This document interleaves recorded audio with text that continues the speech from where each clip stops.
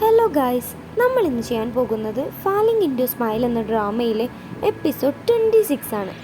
ഈ എപ്പിസോഡിൻ്റെ സ്റ്റാർട്ടിങ്ങിൽ കാണിക്കുന്നത് അവർ രണ്ടുപേരെയും റിലേഷൻ പബ്ലിഷ് ആയത് കാരണം അവർക്ക് ഒരുപാട് ബാഡ് കമൻസ് എല്ലാം വരുന്നുണ്ട്. അതെല്ലാം കാരണം അവർ കഴിഞ്ഞ കളിയിൽ തോറ്റെന്ന് എല്ലാവരും പറയുന്നുണ്ട്. അങ്ങനെ ചെങ്ങ് എല്ലാവരെയും വിളിച്ചു വരുത്തി ഈ ഗെയിമിൽ നമുക്ക് ജയിച്ച് ആ പേര് മുൻപിലേക്ക് കൊണ്ടുവരണം എന്നെല്ലാം പറയുന്നുണ്ട്. അങ്ങനെ അതേസമയം അവരുടെ OPL എല്ലാം സ്റ്റാർട്ട് ചെയ്യുമ്പോൾ അവർ നേരെ ഗെയിം കളിക്കുന്നുണ്ട്.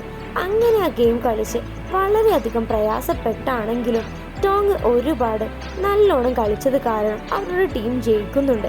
അന്ന് ടോങ് തന്നെ മികച്ച പ്ലെയറായി സെലക്ട് ചെയ്യുന്നുമുണ്ട്.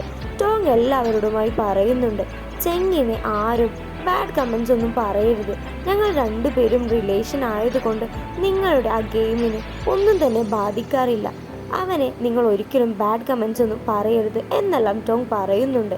അതേസമയം ഇതെല്ലാം ദൂരെ നിന്ന് കണ്ടുകൊണ്ടിരിക്കുന്ന ചെങ്ങിനാണെങ്കിൽ ഒരുപാട് സന്തോഷം തോന്നുന്നുണ്ട്.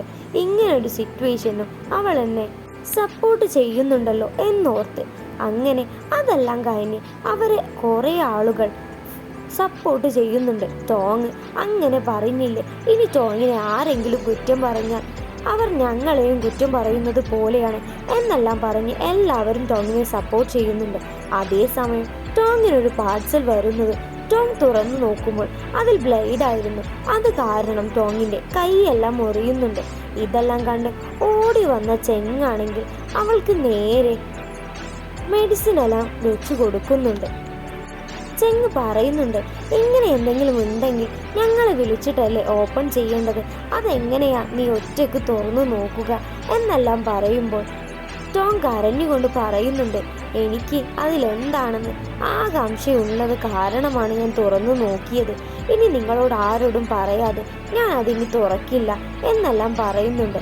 അതേസമയം അവരാണെങ്കിൽ റോയ് വന്നുകൊണ്ട് നേരെ പറയുന്നുണ്ട്, ഈ കളിയിൽ ഇങ്ങനെ ടോങ്ങിന് ഭീഷണിയൊക്കെ ഉള്ളത് കാരണം അടുത്ത കളിയിൽ ടോങ് കളിക്കണ്ട, പകരം ലിയോ കളിച്ചോട്ടെ എന്നെല്ലാം പറയുമ്പോൾ ചെങ്ങ് അതിനൊന്നും സമ്മതിക്കുന്നുണ്ടായിരുന്നില്ല.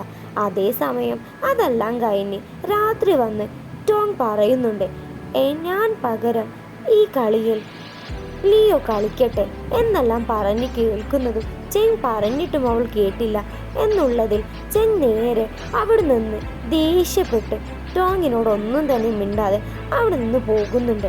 അതേസമയം ടോങ്ങിനെ വിളിച്ചിട്ടും കിട്ടുന്നില്ല. അങ്ങനെ രാത്രി ഒരുപാട് വിഷമിച്ച് കിടക്കുന്ന ടോങ്ങിൻ്റെ അടുത്തേക്ക് നേരെ ചെങ്ങ് വരുന്നുണ്ട്. ചെങ്ങ് അവളെ ആശ്വസിപ്പിക്കുന്നെല്ലാമുണ്ട്. അങ്ങനെ പിറ്റേ ദിവസം OPL സ്റ്റാർട്ടാകുന്നുണ്ട്. ആ കളിയിൽ ലിയോ ഒരുപാടായി കളിച്ചത് കാരണം അവനെ കുറേ മിസ്റ്റേക്സ് എല്ലാം വരുത്തി ടീം ഔട്ടായി പോവാനായി എല്ലാം ചെയ്യുന്നുണ്ട്. അതേസമയം ചെങ്ങിൻ്റെ പ്രവർത്തനം കാരണം ചെങ് നേരെ ഇറങ്ങി 5 പേരെ ഒരുമിച്ച് കൊന്ന് നല്ലൊരു വിജയം തന്നെ കരസ്ഥമാക്കുന്നുണ്ട്. അങ്ങനെ അതെല്ലാം കഴിഞ്ഞ് നേരെ വീട്ടിലേക്ക് വരുന്നതും ടോങ്ങിനെ മൈൻഡ് വരെ ചെയ്യാതെ ചെങ് അവിടെ നിന്ന് പോകുന്നുണ്ട്. ടോങ് ആണെങ്കിൽ എത്ര മെസ്സേജ് അയച്ചിട്ടും ചെങ് ഒന്ന് തിരിഞ്ഞു നോക്കുന്നത് പോലുമില്ല. ഇതെല്ലാം കാണുന്ന ടോങ്ങിനാണെങ്കിൽ ഒരുപാട് സങ്കടം തോന്നുന്നുണ്ട്. അവളാണെങ്കിൽ ചെങ്ങിന് മെസ്സേജ് എല്ലാം അയക്കുന്നുണ്ട്, നീ എന്നെ ബ്രേക്കപ്പ് ആവുകാൻ പോവുകയാണോ, നിനക്ക് എന്നെ ഇഷ്ടമില്ലേ എന്നെല്ലാം ചോദിച്ച്.